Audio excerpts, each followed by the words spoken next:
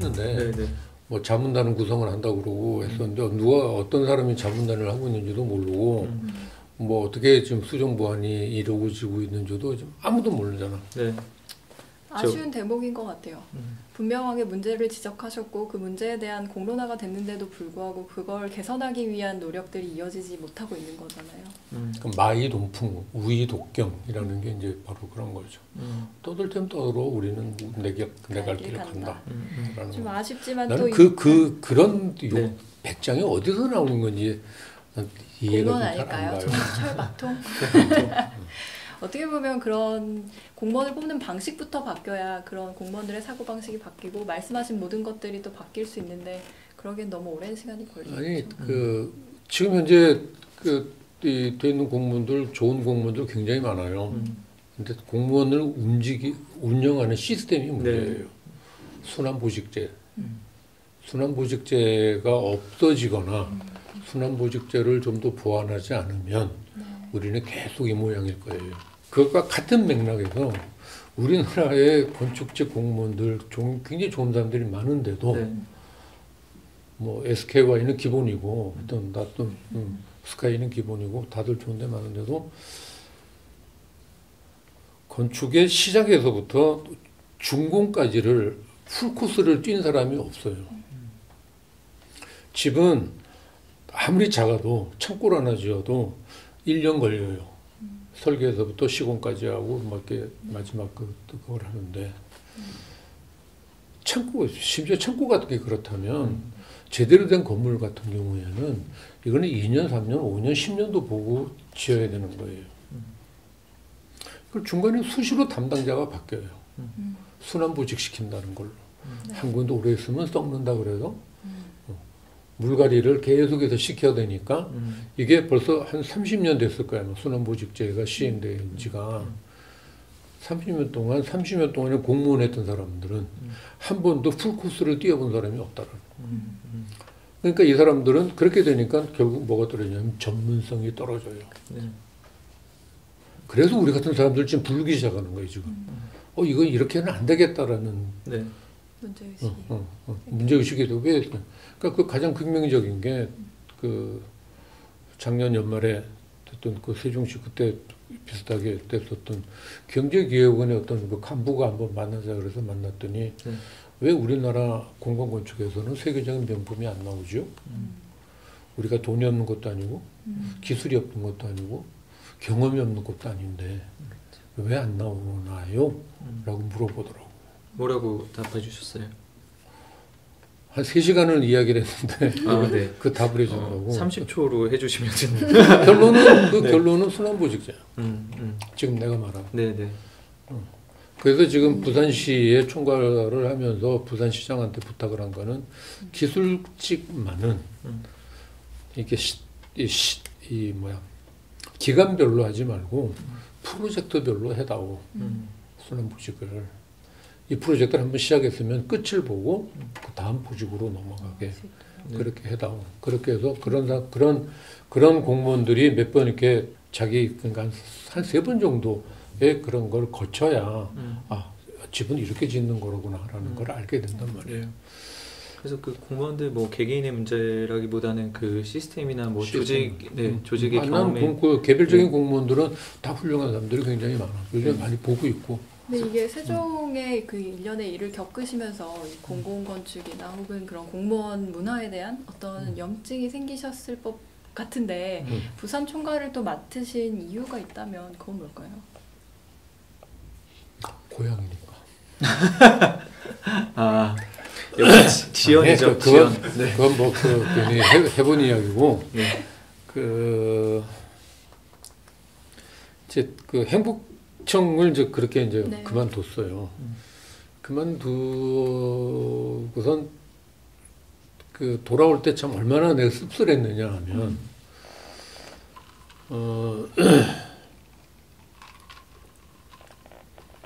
나는 처음에 한동안은 나는 나만 잘하면 된다고 생각을 했어. 세상이 엉망이더라도 나만 잘하면 뭐 자기 만족 같은 건 얼마든지 할 수 있으니까 나한테 찾아오는 클라이언트들 뭐 서로 뭐 이 결과물에 대해서 이렇게 서로 좋아하고 그러면 되는 거지라고 생각을 했는데 이게 그게 내 마음대로 잘 안 되는 거야.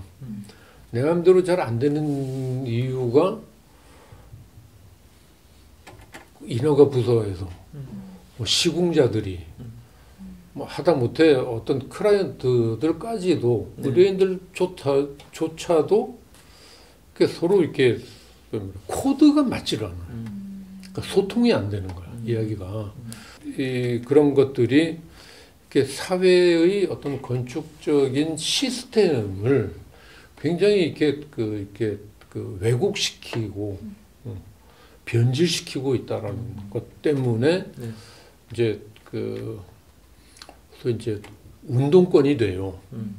나랑 같은 생각을 갖는 이제 여러 이제 사람들, 뭐 김영석, 민현식, 승효상, 조성용, 뭐 최동규 뭐 등등 해서 네. 이런 사람들이 모두 이게 이래 갖고는 안 되겠다. 이건 뭔가 좀 세상을 좀 바꾸지 않으면 안 되겠다라고 해갖고 계속해서 이제 뭐 새건축 운동 수업부터 시작해서 건미중까지 막 이렇게 가는 이제 그런 걸 하다가 어떻게 뭔가 이렇게 하면 조금 더 나아질 수 있을 것 같은 방법들이 보이는데 내 눈에는 보이는데 이 현재 필드에 있는 사람들한테는 그게 잘 안 보이나 봐.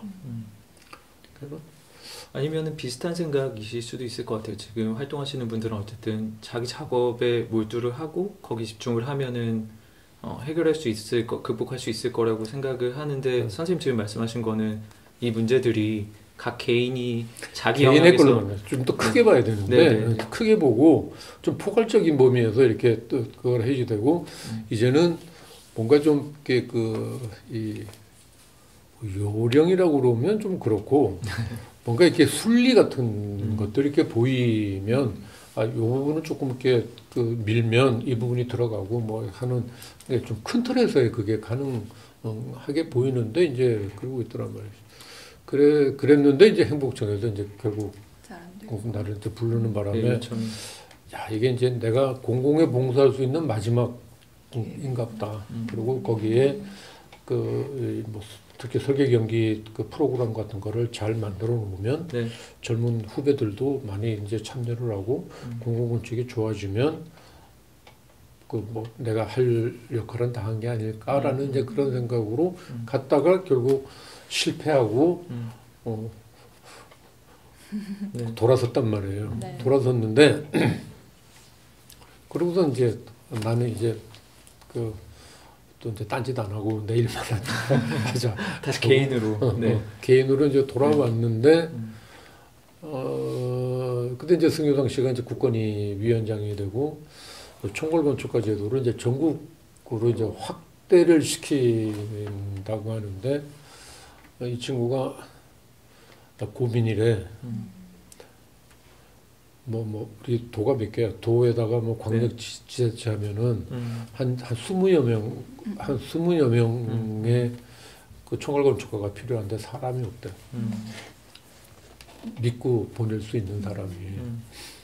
그러면서 나더러 형님이 부산을 맡아 주셔야 되겠다고. 무슨 마피아 조직 같은데요? 마피아지. 건축 마피아야. 부산에서 하고 싶었던 것 중에 하나가 그 말씀하셨던 순환보직제를 끊어내고 프로젝트별로 공무원에게 전문성이 생겼으면 좋겠다. 그래서 이걸 공모까지 했는데 사실 잘 되고 있지는 않잖아요. 그러니까 어떤 당위성이나 가야 하는 방향성에 대해서는 공감하지만 당장 이게 이렇게 현실에서 적용 가능하지 못한 부분이 있는 건 아닌지 어떠세요? 요즘에 그래서 지금 내가 하는 게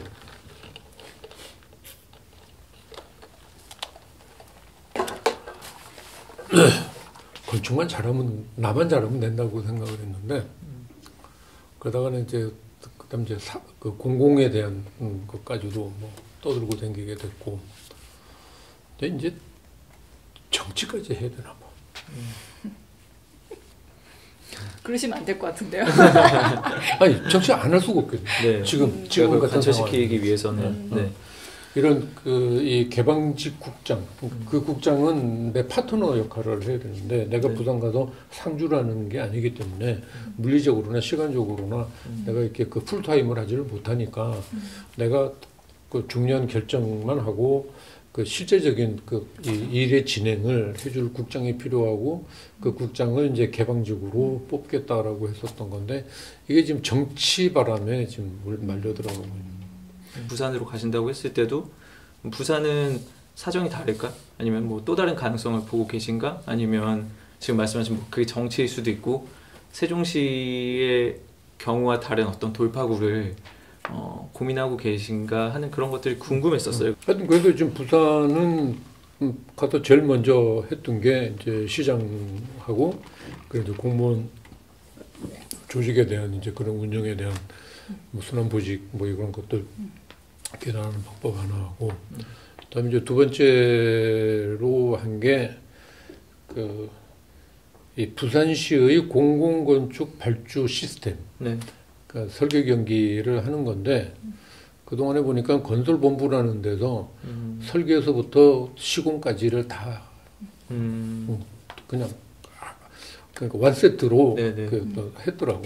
그거를 거기서 설계 경기만은 우리 쪽 내 총괄 기획과라는 과가 있는데 네. 거기로 뛰어와서 거기에서 그 부산의 총괄 건축 공공건축가들이 한 70명 정도 현재 풀이 있는데 그 풀에서 이 프로젝트마다 그러니까 설계 경기 운영위원회를 만들고 그 운영위원회가 지침서를 작성을 하고 그다음에 설계 경기를 운영을 하고 심사위원도 거기서 뽑고 거기서 선정을 하고 그걸 내가 이제 다 나중에 사인을 해주면 되는 거니까 해가지고 하는 것으로 하고 그다음에 그 설계 경기의 심사 방법도 그 공개로 이번에 연희증산에서 떴던 그런 방법으로 다 가려고 하는 걸로 해서 그거는 이제 시스템은 이제 결정을 해서 지금 벌써 이미 공모가 몇 개 나갔을 거예요.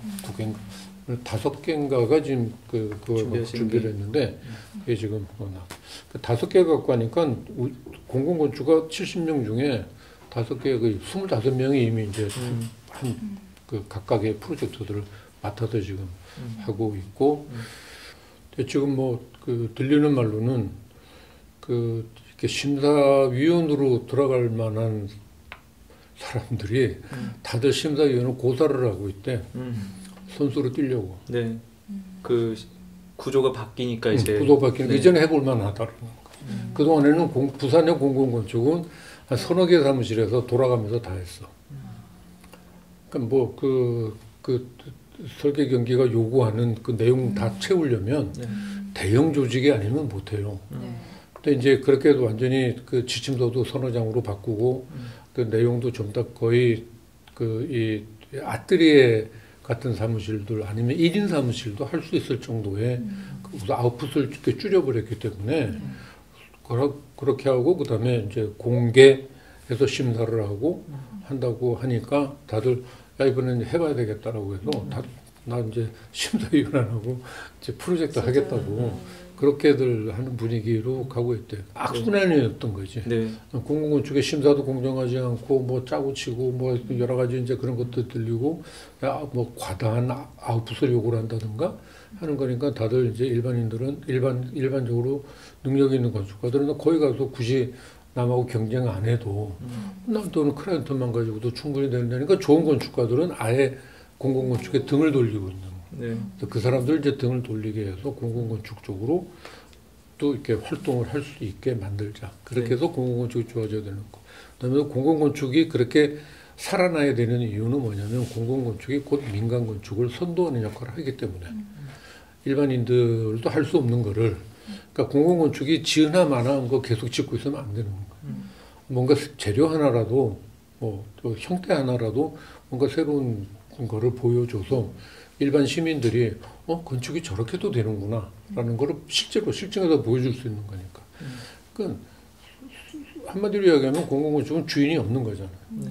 어떤 주인의 취향으로 갈 수 있는 게 아니라는 거죠. 하여튼 그런 걸로 나는 그 계기를 삼아서 좀 하려고 그렇게 해서 좀 부산건축의 뭐 변화의 물꼬를 지금 물꼬가 이렇게 트이려고 하고 있는데 네. 지금 뭐 아까 그 개방직 문제가 이제 국장 인선 문제가 조금 이제 좀 걸리적거리고 있어서 그것도 이제 곧 아마 이번 같은 경우에도 그 지난번에 그 내가 그 예상하지 않았던 그러니까 들어오면 안 되는 사람을 이렇게 뭐 이렇게 천거가 되는 바람에 네. 안 한다 그러고 난 수영 못 한다 그러고 올라갔는데 또 사퇴하시는 거 아니시죠? 사퇴는 아니고 네. 그 사람을 거부한다는 거니까 네네. 다른 사람 뽑으라고 해서 이야기를 해봤으니까 아마 이번 추석 연휴 지나고 가면 뭔가 어떤 뭐 결론을 낼 수 있을 것 같아서 그거는 하려고 해요. 이번에 또 사퇴했다가 뭐 완전 블랙리스트에 올라가. 이미 올라가 계신 거 아니에요? 이미 올라가 있지. 뭐. 근데 그 운영진들이 그렇게 불필요한 제한 사항들이 사라지면은 사실 말씀하신 아뜰리에나 1인 사무소나 젊은 건축가들이 새로운 인물, 그러니까 새로운 제안들이 확실히 더 활발하게 보여질 수가 있겠네요. 그렇죠? 그런 부분이. 네. 또 하나 네. 부가에서 이야기하면 네. 설계 경기에 응모하는 자격도 완전히 이렇게 풀어버렸어요. 풀어버렸는데 어떻게 풀었느냐면 지금까지는 건축사로서 설계사무소 등록을 필요한 자만 응모를 할 수 있게 돼 있었어. 근데 그거를 건축사 자격을 가진 자면 사무대 등록과 관계없이 네. 이렇게 할 수 있게 하고 외국 건축사 라이선스를 갖고 있는 사람들도 혼자서 이렇게 응모할 수 있게. 그러니까 한국의 건축사랑 뭐 이렇게 그 같이 이렇게 조인해서 네. 그 들어오게 하는데 그런 제도를 없애버렸어. 왜 그랬느냐면 공공건축 설계 공모가 갖고 있는 또 그 기능 중에 하나가 신인의 발굴이에요.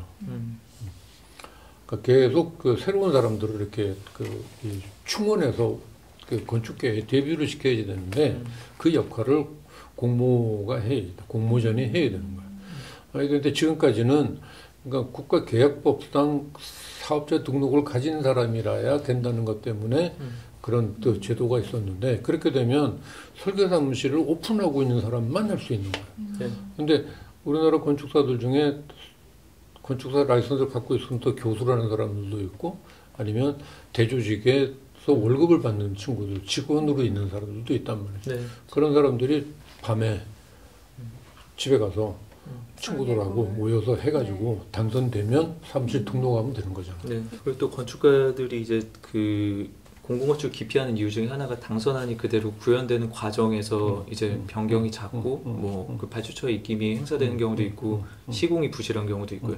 그런 이유들 때문에 많이 기피를 하잖아요. 그러니까 본인 작업으로 인정할 수가 없고 그런 부분들도 지금 부산에서는 조금 그거는 네. 지금 어떻게 할 거냐면 이제 그 심사위원회가 그 당선작을 뽑으면 해산하는 게 아니고 그 프로젝트가 완성될 때까지 끝까지 가요.